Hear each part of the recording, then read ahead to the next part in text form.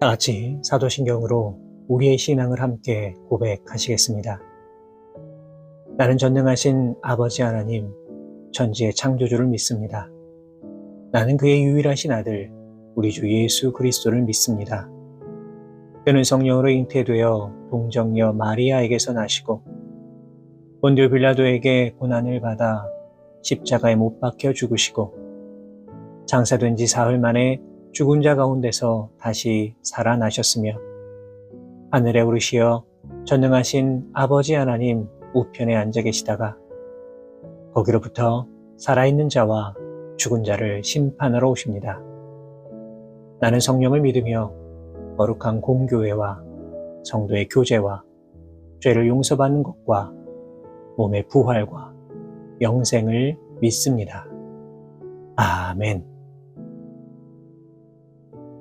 다 같이 찬송가 96장 예수님은 누구신가 함께 찬송하시겠습니다.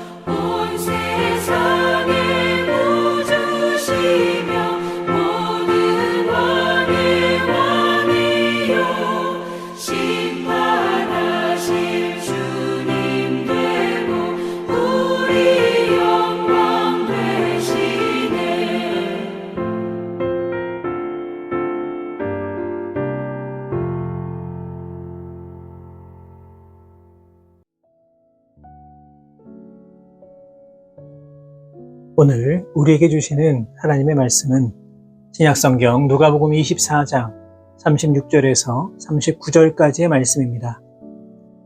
누가복음 24장 36절에서 39절까지의 말씀을 제가 받들어 봉독하겠습니다. 이 말을 할 때에 예수께서 친히 그들 가운데 서서 이르시되 너희에게 평강이 있을지어다 하시니 그들이 놀라고 무서워하여 그 보는 것을 영으로 생각하는지라. 예수께서 이르시되 어찌하여 두려워하며 어찌하여 마음에 의심이 일어나느냐. 내 손과 발을 보고 나인 줄 알라. 또 나를 만져보라. 영은 살과 뼈가 없으되 너희 보는 바와 같이 나는 있느니라. 아멘. 오늘 본문의 말씀은 이 말을 할 때에 라고 하는 말로 시작하고 있습니다. 그렇다면 이 말은 어떤 말일까요? 그것은 바로 엠마오로 가던 두 제자들이 부활하신 예수님을 만났던 사건을 말하는 겁니다. 이들은 예수님을 만난 후에 예루살렘으로 돌아와서 모여있던 제자들에게 바로 이 사실을 알려주었습니다. 그렇다면 예수님의 부활 소식을 처음 들었던 제자들의 마음은 과연 어떠했을까요? 이들은 그토록 믿고 따르던 예수님께서 십자가에서 돌아가시자 너무나 큰 충격과 허탈감에 빠졌습니다. 그동안 이들이 봤던 예수님은 결코 무기력한 분이 아니셨습니다. 하늘나라의 놀라운 말씀을 선포하시고 인간이 감히 상상할 수도 없는 이적과 치유를 보여주셨던 예수님을 바라보면서 아마도 제자들은 예수님께서 이제 곧 예루살렘의 왕이 되시고 수많은 사람들을 해방시켜 주실 것이라고 분명하게 믿고 있었습니다. 그러나 예수님은 왕이 아니라 죄인의 신분으로 십자가에서 돌아가시고 말았습니다. 이 모습을 보면서 제자들은 절망과 좌절감에 사로잡히게 되었습니다. 그런데 바로 이때에 예수님이 찾아오셨던 것입니다. 그리고 예수님이 오셔서 이들에게 해주신 말씀이 무엇입니까? 본문 36절을 보시면 너희에게 평강이 있을지어다, 바로 이 말씀이었습니다. 부활하신 예수님께서 제자들을 향하여 말씀하신 첫 번째 말씀은 바로 평강의 메시지였습니다. 상황적으로 본다면 제자들은 예수님을 배신하였습니다. 예수님이 잡히시던 그 순간에 모든 제자들은 다 도망가고 없었습니다. 어디 그뿐입니까? 다른 사람들이 다 예수님을 버린다고 하더라도 자신만큼은 결코 예수님을 배반하지 않겠다고 호언장담하였던 베드로는 무려 3번이나 예수님을 모른다고 부인하고 저주했습니다. 이쯤 되면 예수님께서 이 제자들을 책망하셔도 무리가 없어 보입니다. 자신을 배신한 제자들에게 엄중한 벌을 내리셔도 될 것 같습니다. 하지만 예수님의 첫 마디가 무엇이었습니까? 바로 평강이었습니다. 아마도 제자들은 평강을 선포하신 예수님의 말씀을 듣고 절망해서, 불안해서, 그리고 예수님께 한없이 죄송한 그 마음에서 해방되었을 겁니다. 오늘 이 시간 우리에게도 필요한 것이 바로 예수님께서 전해주시는 이 평강의 선포입니다. 예수님께서는 오늘 이 시대를 살아가는 우리를 향해 너희에게 평강이 있을지어다 라고 말씀해 주고 계십니다. 오늘 이 말씀이 얼마나 우리에게 위로가 되는지 모르겠습니다. 우리는 지금 불안의 시대를 살아가고 있습니다. 건강에 대한 불안, 안전에 대한 불안, 미래에 대한 불안도 많이 있습니다.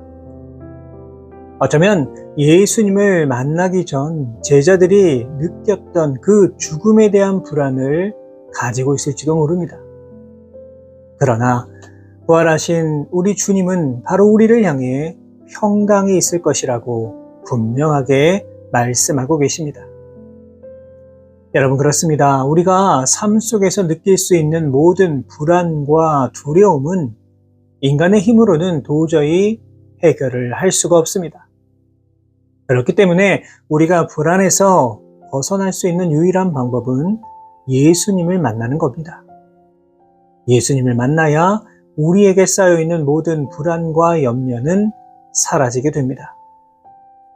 예수님께서는 요한복음 14장 27절 말씀을 통해 평안을 너희에게 끼치노니 곧 나의 평안을 너희에게 주노라. 내가 너희에게 주는 것은 세상이 주는 것과 같지 아니하니라. 너희는 마음에 근심하지도 말고 두려워하지도 말라 분명하게 말씀해 주셨습니다. 바라기는 예수님께서 주시는 평강을 누리는 삶 되실 수 있기를 바랍니다. 그리하여서 불안에 떠는 인생이 아니라, 두려움에 몸부림치는 인생이 아니라 예수님을 분명하게 만나심으로 말미암아 세상 사람들은 누릴 수도 없고 알 수도 없는 그 평강을 받아 누리며 이 땅을 살아가실 수 있는 우리 모든 성도 여러분들 다 되시기를 바랍니다. 오늘 본문을 통해 또 한 가지 우리가 기억해야 할 것은 바로 우리들의 마음을 잘 다스려야 한다는 겁니다. 부활하신 예수님을 만난 제자들의 반응이 무엇입니까? 본문 37절을 보시면 그들이 놀라고 무서워하여 그 보는 것을 영으로 생각하는지라 기록되어 있습니다. 예수님은 자신의 죽음과 부활에 대해서 분명하게 말씀하셨지만 여전히 제자들은 예수님의 말씀을 기억하지 못하고 있었습니다. 그렇다면 왜 제자들은 부활하신 예수님을 보고도 믿지 못했던 것일까요? 바로 그 이유가 본문 38절에 기록되어 있습니다. 예수께서 이르시되 어찌하여 두려워하며 어찌하여 마음에 의심이 일어나느냐. 예수님께서는 두려움의 근원이 바로 마음이라고 분명하게 말씀하고 계십니다. 여러분, 인간의 마음이라고 하는 것은요, 가만히 머물러 있는 것이 결코 아닙니다. 우리의 마음은 계속 무엇인가 생산해냅니다. 그리고 우리의 마음이 가장 많이 만들어내는 것이 무엇이겠습니까? 그것이 바로 두려움과 의심입니다. 인간은 어떤 현상에 대해 먼저 의심하려고 합니다. 내가 눈으로 직접 확인하지 아니하면 믿을 수 없다라고 생각을 합니다. 예수님의 부활도 마찬가지입니다. 여전히 수많은 사람들이 예수님의 부활을 의심합니다. 그렇다면 어떻게 이러한 의심에서 우리가 해방될 수가 있을까요? 시편 42편 5절 말씀은 이렇게 기록합니다. 내 영혼아, 내가 어찌하여 낙심하며 어찌하여 내 속에서 불안해하는가? 너는 하나님께 소망을 두라. 그가 나타나 도우심으로 말미암아 내가 여전히 찬송하리로다. 무슨 의미일까요? 낙심과 불안은 오직 하나님께 소망을 두어야 해결할 수 있다는 겁니다. 사랑하는 여러분, 혹시라도 우리 마음 가운데 예수님의 죽음과 부활에 대해 혹은 우리의 믿음에 대해 조금이라도 의심이 있습니까? 그렇다면 그냥 방치해 두어서는 안 됩니다. 이러한 때일수록 우리와 함께 하시고 우리의 도움이 되시고 우리를 지켜주시는 하나님을 향해 소망을 두어야만 합니다. 혹시라도 우리에게 의심이 찾아온다면 그것이 우리의 믿음을 삼키고 그것이 우리의 영을 지배하도록 그냥 두어서는 결코 안 됩니다.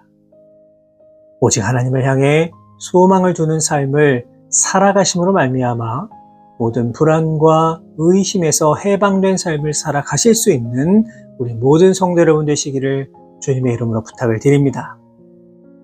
또한 예수님께서는 본문 39절 말씀을 통해 내 손과 발을 보고 나인 줄 알라. 또 나를 만져보라. 영은 살과 뼈가 없으되 너희 보는 바와 같이 나는 있느니라 말씀하십니다.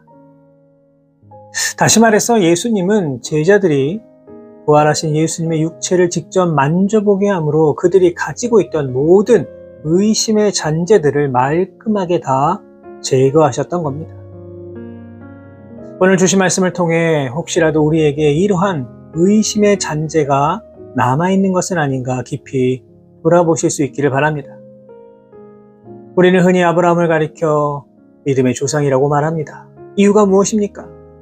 아브라함은 결코 흔들리지 않는 믿음을 보여주었기 때문입니다. 사도 바울은 로마서 4장 18절 말씀을 통해 아브라함이 바랄 수 없는 중에 바라고 믿었다라고 기록하고 있습니다. 도저히 믿을 수 없는 상황이었지만 믿음이 약해진 것이 아니라 더욱 더 그 믿음이 견고해졌다는 겁니다. 사랑하는 여러분, 부활하신 예수님께서는 마음속에 의심으로 가득 찬 제자들을 향해 자신을 직접 만질 수 있도록 해 주셨습니다. 왜 그러셨을까요? 이제 다시는 그 믿음이 흔들려서는 안 되었기 때문입니다. 그 믿음이 연약해져서는 안 되었기 때문입니다. 실제로 이 일 후에 어떠한 일들이 벌어졌습니까? 제자들은 분명하고 확실한 믿음으로 복음의 증거자가 되었습니다. 환난과 고난이 다가와도 흔들리지 않았습니다. 죽음도 두려워하지 아니하고 복음을 증거하는 참으로 위대한 인생이 되었습니다. 이들이 이렇게 변할 수 있었던 이유는 단 하나, 바로 이들에게 있었던 모든 의심이 다 사라졌기 때문입니다.